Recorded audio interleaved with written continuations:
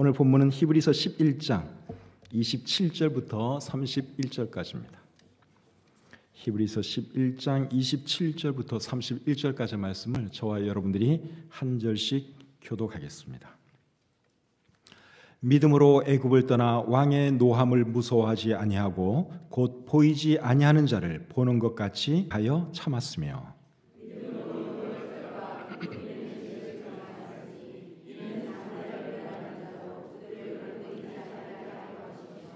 믿음으로 그들은 홍해를 육지같이 건넜으나 애굽 사람들은 이것을 시험하다가 빠져 죽었으며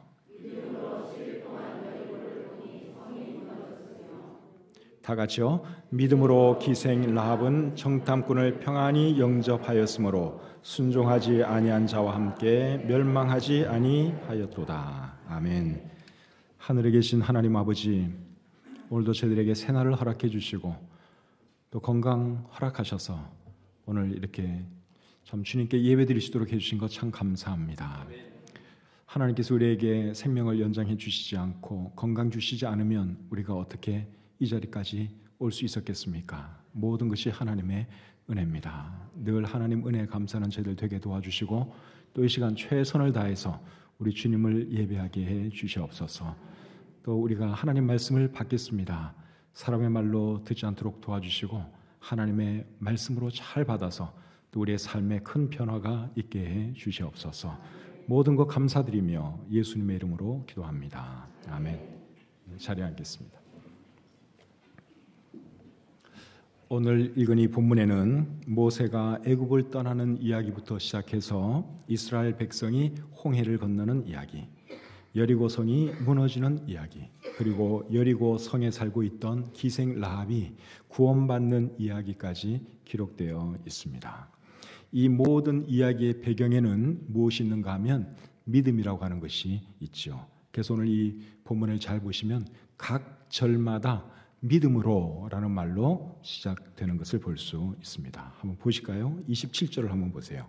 믿음으로 애굽을 떠나. 그 다음에 28절 믿음으로 유월절과 29절 믿음으로 그들은 홍해를 육지같이, 그리고 30절 보시면 믿음으로 7일 동안, 31절 믿음으로 기생 라합은. 각 절마다 무슨 말로 시작이 되고 있어요? 믿음으로. 그래서 오늘 이 본문에 기록된 모든 이야기의 배경에는 믿음이 있는 것을 우리가 알 수 있습니다. 오늘 이 본문을 통해서 믿음이 무엇인지 함께 생각해보고 은혜 받기를 원합니다.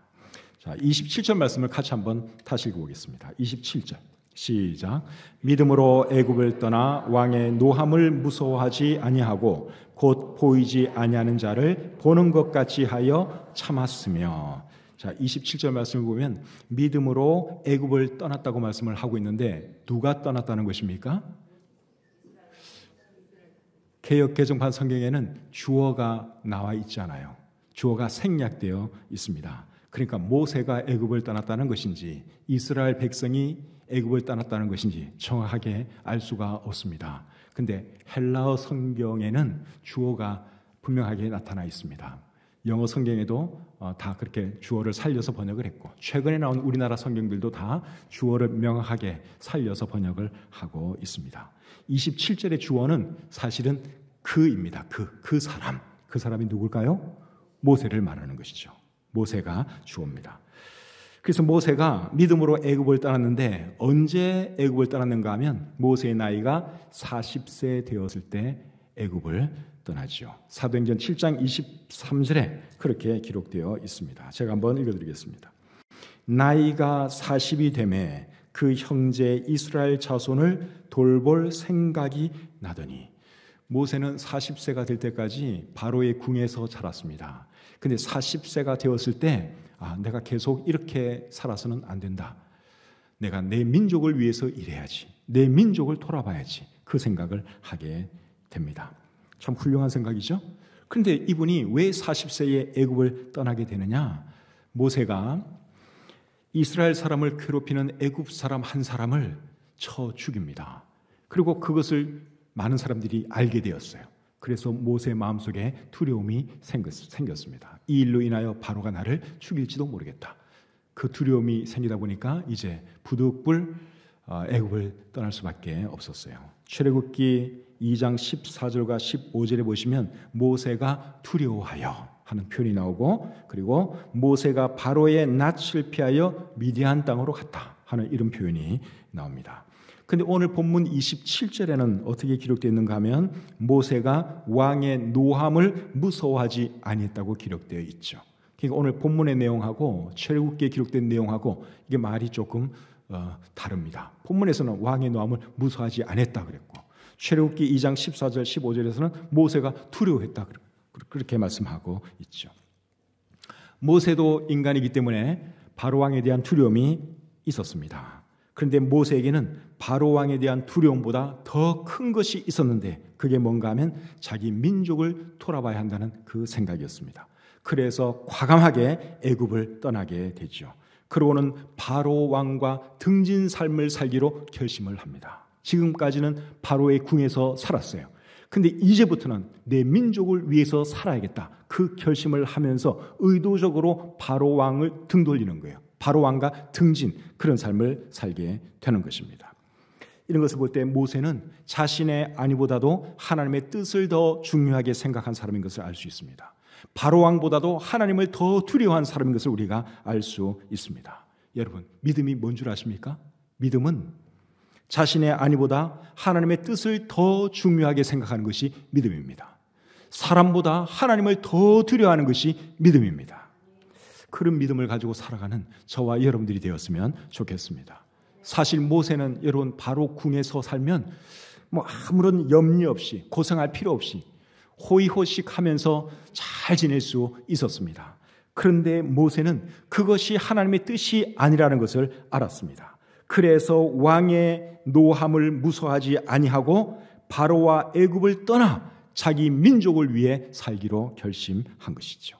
사랑하는 성도님 여러분, 우리도 우리의 안위보다 하나님의 뜻을 더 중요하게 생각할 줄 아는 그런 사람이 될 수 있기를 바랍니다. 사람보다도 하나님을 더 두려워할 줄 아는 그런 사람이 되어야 할 줄 믿습니다. 성경에 나오는 믿음의 위인들이 다 그런 사람들이었어요. 그래서 저와 여러분들도 이런 믿음 가지고 살아갈 수 있기를 바랍니다. 또 27절을 보시면 모세는 보이지 아니하는 자를 보는 것 같이 하여 참았다고 말씀하고 있습니다. 모세는 애굽 사람을 쳐 죽이고 미디안 땅으로 도망가서 뭐하고 사느냐? 40년 동안 양을 치면서 삽니다. 공주의 아들로서 고생이라고는 전혀 해본 적이 없는 사람인데, 여러분 40년 동안 양을 치면서 살았으니 얼마나 고생이 많았겠습니까? 그런데 모세는 보이지 않는 하나님을 눈으로 직접 보는 것처럼 바라보면서 인내했다고 우리 성경이 말씀하고 있습니다. 이것이 모세의 믿음입니다. 하나님은 눈에 안 보이죠? 근데 하나님이 마치 내 눈앞에 보이는 것처럼 하나님 바라보면서 인내하고 참고 살아가는 것, 이것이 믿음입니다. 혹시 여러분들 중에 어려움이 있는 분들 계시면 하나님을 바라보시기를 바랍니다. 믿음의 눈으로 하나님을 바라보면서 인내할 수 있기를 바랍니다. 그렇게 하는 것이 믿음이에요. 자, 28절 말씀 계속 보겠습니다. 28절, 자, 같이 읽어보겠습니다. 시작. 믿음으로 유월절과 피 뿌리는 예식을 정하였으니 이는 장자를 멸하는 자로 그들을 건드리지 않게 하려 한 것이며, 28절에도 주어가 생략되어 있는데 28절의 주어도 역시 모세입니다. 28절에 뭐라고 말씀하고 있는가 하면 믿음으로 유월절과 피 뿌리는 예식, 의식을 정했다, 그렇게 말씀을 하고 있죠. 정했다 하는 이 말은 지켰다는 말입니다. 바로왕이 이스라엘 백성들을 쉽게 놓아주지 않으니까 하나님께서 애굽 땅에 10가지 재앙을 내리게 되죠. 근데 마지막 10번째 재앙이 무엇이었는가 하면 애굽 땅에 있는 모든 장자 그리고 짐승의 그 첫 태생을 죽이는 것이 하나님의 계획이었습니다. 그것이 하나님께서 애굽 땅에 내리는 10번째 재앙이었습니다. 근데 이스라엘 사람들에게는 그 재앙이 내리면 안 되겠죠. 그래서 하나님께서 그 재앙을 피할 수 있는 길을 알려주셨는데, 그것이 뭔가 하면 양을 잡아서 양의 피를 문설주와 임방에 바르는 것입니다. 문설주라고 하는 것은 문틀 기둥을 말하는 거예요. 문이 있으면 문틀이 있죠. 문틀 기둥을 문설주라고 그러고, 임방은 그 문 기둥 위에 있는 부분, 그것을 임방이라 그럽니다. 그러니까 문틀에 양의 피를 바르라는 것이죠. 그렇게 하면 하나님이 그 피를 보고 그 집에 있는 장남은 죽이지 않고 넘어가겠다고 약속을 해 주셨습니다. 이것이 이제 유월절이라고 하는 절기의 기원이 된 사건입니다. 출애굽기 12장 13절 14절을 한번 보겠습니다. 출애굽기 12장 13절 14절입니다. 내가 애굽 땅을 칠 때에 그 피가 너희가 사는 집에 있어서 너희를 위하여 표적이 될지라. 내가 피를 볼 때에 너희를 넘어가리니 재앙이 너희에게 내려 멸하지 아니하리라. 너희는 이 날을 기념하여 여호와의 절기를 삼아 영원한 규례로 대대로 지킬지니라. 자, 여기 보면 이제 유월절을 하나님께서 지키라고 말씀하는 내용이 기록되어 있죠. 정통파 유대인들은 오늘날에도 유월절을 철저하게 지키고 있습니다. 방금 읽은 이 말씀은 지금으로부터 3,500년 전에 하나님께서 이스라엘 백성들에게 하신 말씀이에요. 그러니까 이스라엘 사람들, 정통파 유대인들은 지금 몇 년 동안 유월절을 지키고 있는 것입니까? 3,500년 동안. 야, 대단한 민족이죠? 그러니까 유대인들이 대단한 사람들이에요. 3,500년 동안 지금까지 여러분 유월절을 지키고 있습니다. 유월이라고 하는 말의 의미는 넘어간다, 그 뜻이에요. 한자어로 유월이 넘어간다, 그런 뜻이고, 영어로는 유월절을 Passover 그렇게 하는데 Passover이라고 하는 그 단어의 의미는 넘어간다, 그러한 의미입니다. 그런데 모세와 이스라엘 사람들이 유월절을 지킬 수 있었던 것도 그들에게 무엇이 있었기 때문이죠? 믿음이 있었기 때문이었습니다. 하나님께서 말씀하셨을 때 그 말씀을 믿었죠. 그래서 양을 잡아서 양의 피를 문설주와 기둥 그 임방에 바른 거예요. 그리고 그렇게 했을 때 하나님께서 그 집에 있는 장자를 멸하지 아니하고 넘어갔습니다. 이것이 유월절 사건이죠. 그런데 이 유월절 사건은 예수님의 피를 예표하는, 예수님의 피, 예수님의 죽음을 미리 보여주는 사건이라고 할 수 있습니다. 예수님이 이 땅에 오셨을 때 침례 요한이 예수님에 대해서 뭐라 그랬죠? 세상 죄를 지고 가는 하나님의 어린 양이라 그랬습니다. 그리고 예수님이 십자가에 달려 돌아갔을 때는 그때가 유월절 절기를 바라볼 때였어요. 유월절 어린 양으로 이 땅에 오셨고 유월절을 바라보면서 예수님은 십자가에 피 흘려 돌아가셨습니다. 피 흘려 돌아가신 이유는 저와 여러분들의 죄를 위해서 그렇게 하셨죠. 그래서 모세와 이스라엘 사람들이 하나님의 말씀을 믿고 양의 피를 문설주에 발랐을 때 비극을 면할 수 있었던 것처럼 오늘날에는 예수님의 피를 힘입을 때 하나님의 진노를 피할 수 있습니다. 예수님의 피를 의지하지 않는 사람은 하나님의 진노를 당할 수밖에 없어요. 그들의 죄 때문에. 그래서 사람이 예수님을 믿어야지 구원받고 죄사함 받을 수 있는 것입니다. 자, 29절 말씀 또 계속 보겠습니다. 29절 같이 읽을까요? 시작. 믿음으로 그들은 홍해를 육지같이 건넜으나 애굽 사람들은 이것을 시험하다 빠져 죽었으며. 이번에는 이스라엘 사람들이 홍해를 건너간 이야기를 말씀하고 있습니다. 이스라엘 사람들이 출애굽하여 가나안 땅을 향해 나아가다가 홍해를 만나게 됩니다. 뒤에는 애굽 군인들이 추격해오고 앞에는 시퍼런 홍해물이 그들의 앞을 가로막고 있습니다. 그런 상황 속에서 이스라엘 백성들이 어떻게 하느냐? 일단은 하나님께 부르짖습니다. 하나님, 우리 죽게 생겼습니다. 큰일 났습니다. 어떻게 좀 도와주십시오. 하나님께 부르짖었어요. 그러고는 뭐 한 줄 아십니까? 그 다음에는 모세를 원망하기 시작했습니다. 아니, 애굽에는 매장지가 없어서 우리를 이곳까지 끌고 와서 우리를 죽게 만드냐. 당신 때문에 우리 모두 다 죽게 생겼다. 그러면서 막 모세를 원망했습니다. 그때 하나님의 사람 모세가 그들에게 이렇게 말을 합니다. 출애굽기 14장 13절 14절 한번 보겠습니다. 출애굽기 14장 13절 14절. 모세가 백성에게 이르되 너희는 두려워하지 말고 가만히 서서 여호와께서 오늘 너희를 위하여 행하시는 구원을 보라. 너희가 오늘 본 애굽 사람을 영원히 다시 보지 아니하리라. 여호와께서 너희를 위하여 싸우시리니 너희는 가만히 있을지니라. 참 모세가 대단한 믿음의 사람 아닙니까? 모세는 여러분 하나님께서 어떤 일을 하실지 아직 정확하게 몰라요. 그런데도 믿음으로 그는 바라보았습니다. 하나님께서 우리를 구원해 주실 것 믿음으로 바라보았습니다. 그래서 하는 말이 두려워하지 말고 가만히 서서 여호와께서 오늘 너희를 위하여 행하시는 구원을 보라.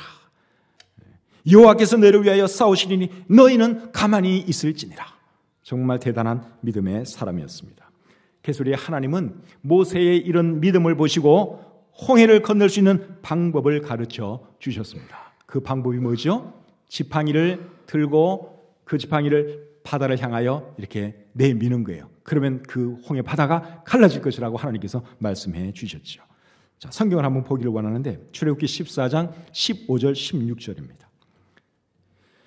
출애굽기 14장 15절 16절. 여호와께서 모세에게 이르시되 너는 어찌하여 내게 부르짖느냐? 이스라엘 자손에게 명령하여 앞으로 나아가게 하고 지팡이를 들고 손을 바다 위로 내밀어 그것이 갈라지게 하라. 이스라엘 자손이 바다 가운데서 마른 땅으로 행하리라. 제가 조금 전에 말씀드린 것처럼 지팡이를 들고 손을 바다 위로 내밀어 그것이 갈라지게 하라. 하나님이 모세에게 말씀해 주셨습니다. 그런데 그 전에, 그거 하기 전에 하라고 한 것이 있어요. 그게 뭐죠? 이스라엘 자손에게 명령하여 앞으로 나아가게 하고, 그걸 먼저 해야 되는 거예요. 그래서 모세가 이스라엘 백성들 앞에 가서 하나님의 그 음성을 들려주었습니다. 이제 하나님께서 놀라운 일을 행할 것인데 여러분들은 홍해바다 건너편 쪽을 향하여 일단 나아가시기를 바랍니다. 그렇게 모세가 선포를 했어요. 그렇게 했더니 이스라엘 백성들이 어떻게 했습니까? 순종을 했지요. 순종을 했어요. 바닷물 아직 안 갈라졌어요. 시퍼런 바닷물이 그들 앞에 있습니다. 모세가 가라니까 이스라엘 백성들이 물을 향하여 내려가기 시작합니다. 어느 정도 내려갔을 때 모세가 바다를 향하여 지팡이를 내밀죠. 그렇게 했을 때 물이 서서히 갈라지기 시작했습니다. 그렇게 해서 이제 이스라엘 백성들이 그 홍해 바다 가운데를 마른 땅과 같이 지나갔다고 우리 성경이 기록하고 있는데 출애굽기 14장 21절 22절 보겠습니다. 모세가 바다 위로 손을 내밀매 여호와께서 큰 동풍이 밤새도록 바닷물을 물러가게 하시니 물이 갈라져 바다가 마른 땅이 된지라. 이스라엘 자손이 바다 가운데를 육지로 걸어가고 물은 그들의 좌우에 벽이 되니. 정말 놀라운 일이 일어났습니다. 이스라엘 백성들이 믿음을 발휘하여 모세의 말에 순종해서 그 홍해바다를 향해서 걸어갔더니 물이 조금씩 갈라지기 시작했어요. 그리고 물에 거의 도착했을 때 이제 그 홍해바다가 양쪽으로 갈라지고 양쪽으로 물이 이렇게 벽이 되었다고 우리 성경이 말씀하고 있습니다. 그래서 이스라엘 백성들이 그 홍해 가운데로 지나서 홍해 건너편으로 넘어갈 수가 있었죠. 그런데 애굽 군대는 어떻게 되었습니까? 이스라엘 백성들이 그렇게 하니까 자기들도 따라서 들어갔다가 결국은 다 물에 빠져 죽고 말았죠. 29절 하반절에 보면 애굽 사람들은 이것을 시험하다가 빠져 죽었다고 여기 기록하고 있습니다. 시험하다가 빠져 죽었다 하는 이 말은 그렇게 해보려고 하다가 빠져 죽었다 그 말이에요. 이스라엘 백성들이 그렇게 하니까 우리도 저렇게 하면 되겠네. 그렇게 해보려고 하다가 다 물에 빠져 죽었다. 그러한 뜻입니다. 사랑하는 성도님 여러분, 우리 앞에도 홍해바다가 나타날 때가 있습니다. 전혀 예기치 못했는데 갑자기 홍해바다가 우리 앞에 있는 거예요. 내 힘으로는 도저히 해결할 수 없는 그런 문제를 우리가 만날 때가 있습니다. 홍해바다 만난 거예요. 그럴 때 여러분 어떻게 하시겠어요?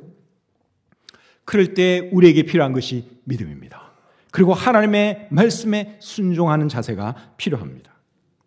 모세가 하나님께 믿음을 보이고 이스라엘 백성들이 하나님의 말씀에 순종했을 때 홍해가 갈라지는 기적을 체험했듯이 저와 여러분들도 믿음으로 하나님께 나아가고 하나님의 말씀에 순종할 때 홍해가 갈라지는 그런 역사가 일어날 줄 믿습니다.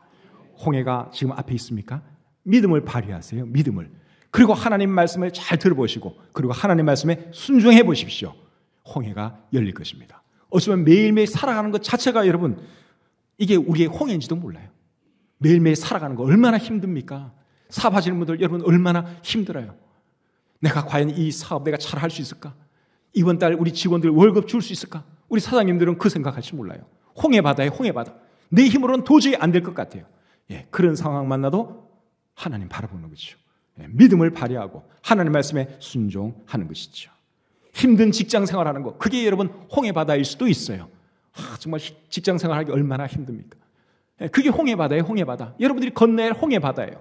근데 그 홍해바다도 믿음으로 건널 수 있습니다. 어떤 종류의 홍해바다가 우리 앞에 있다 할지라도 여러분 믿음으로 승리하시기를 바랍니다. 자, 30절 말씀 계속 보겠습니다. 30절. 같이 읽을까요? 시작. 믿음으로 7일 동안 여리고를 도니 성이 무너졌으며. 자, 이번에는 여리고 성이 무너지는 이야기를 말씀하고 있죠. 이스라엘 자손이 요단강을 건너 가나안 땅에 들어가서 제일 먼저 정복해야 할 성이 여리고 성이었습니다. 여리고 성은 견고한 성이었습니다. 난공불락의 성이었습니다. 그런데 하나님께서 여리고 성이 무너지는 방법을 가르쳐 주셨어요. 그 방법이 뭔가 하면 매일 성주위를 한 바퀴씩 도는 거예요. 그리고 마지막 7일째는 7바퀴를 돌고 제사장들이 나팔을 불 때 백성들이 함성을 지르면 그 성이 무너질 것이라고 하나님께서 말씀을 해 주셨습니다. 그런데 한 가지 주의해야 할 점이 있었어요. 그게 뭔가 하면 성을 돌 때 아무런 말을 해서는 안 된다는 거예요. 자, 여호수아 6장 10절을 한번 보겠습니다. 여호수아 6장 10절입니다. 여호수아가 백성에게 명령하여 이르되 너희는 외치지 말며 너희 음성을 들리게 하지 말며 너희 입에서 아무 말도 내지 말라. 그리하다가 내가 너에게 명령하여 외치라 하는 날에 외칠지니라 하고. 자, 여기 보니까 여호수아가 어떤 주의를 줬는가 하면 아무 음성도 들리게 하지 말라고 그랬습니다. 너 입에서 아무 말도 하지 말라. 그렇게 주의를 줬습니다. 그렇게 한 이유가 뭘까요? 제 생각에는 부정적인 말 하지 못하도록 하기 위해서 그렇게 했다고 생각을 합니다. 이제 사람들이 이렇게 성을 돌다 보면 거기는 부정적인 사람이 꼭 있죠. 이렇게 돈다고 이 성이 무너지나? 요딴 소리 할 사람도 있고, 힘들어 죽겠다, 그만하자, 이게 무슨 짓이냐, 이렇게 말하는 사람도 있을 거예요. 그래서 그걸 아시고 아무 소리 하지 말라고 여호수아가 명령을 한 것입니다. 오늘날 교회를 세워나가고 주의 일을 이루어갈 때도 여러분 제일 조심해야 할 것 중에 하나가 뭔 줄 아십니까? 부정적인 말 하지 않는 것입니다. 부정적인 말 하면 여러분 이 교회 사역이 제대로 될 수가 없어요. 하나님의 일이 이루어질 수가 없습니다. 잠언 11장 11절에 이런 말씀이 있습니다. 성읍은 정직한 자의 축복으로 인하여 진흥하고 악한 자의 입으로 말미암아 무너지느라. 성읍이 무엇으로 무너진다고요?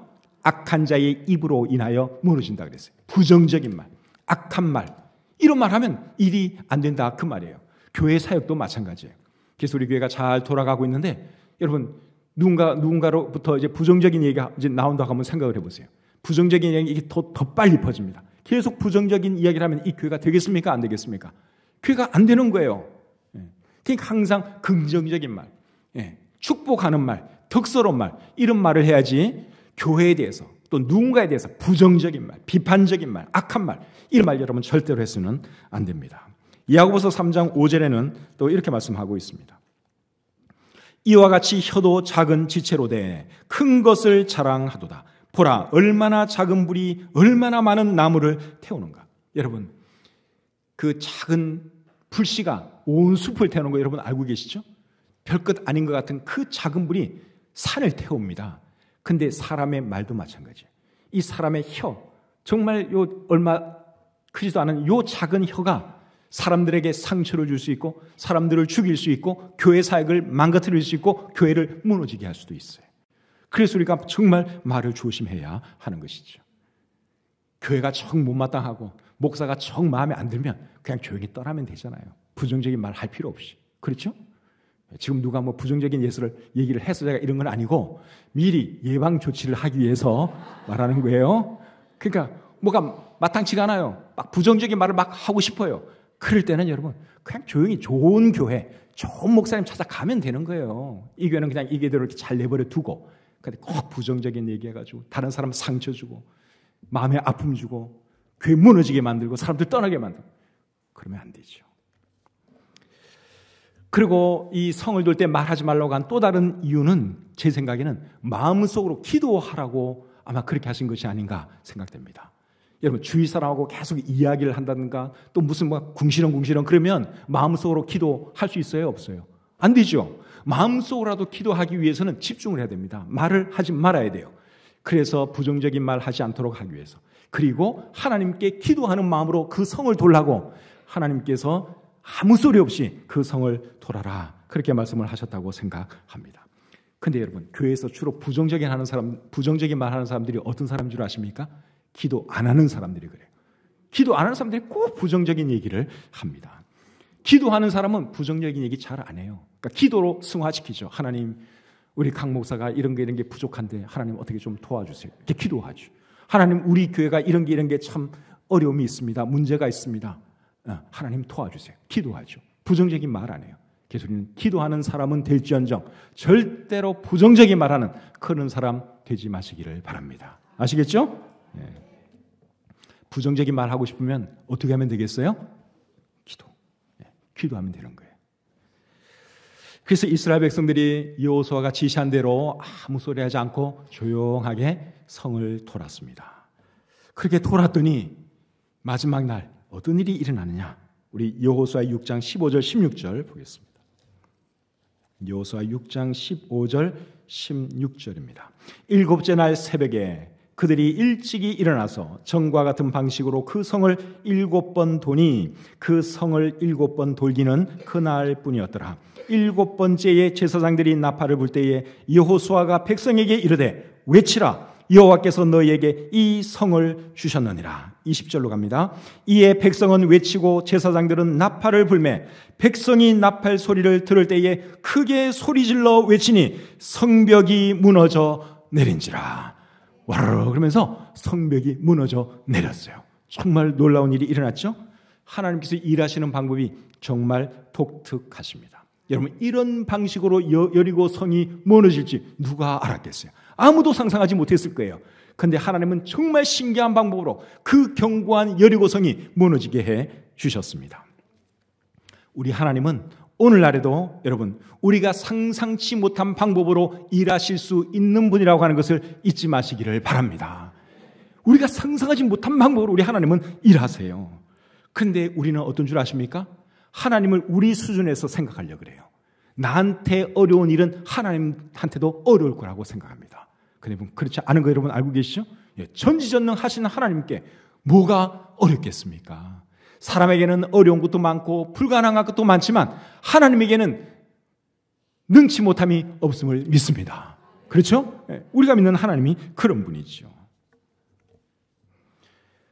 혹시 여러분들에게 무너뜨려야 할 여리고성은 없습니까? 여러분들 앞에 지금 큰 여리고성이 있는 그런 분이 계실지 모르겠어요. 문제를 해결해야 되겠는데 어떻게 문제를 해결할 수 있는지 정말 아이디어가 안 떠오르는 그런 분들이 계실지 모르겠어요.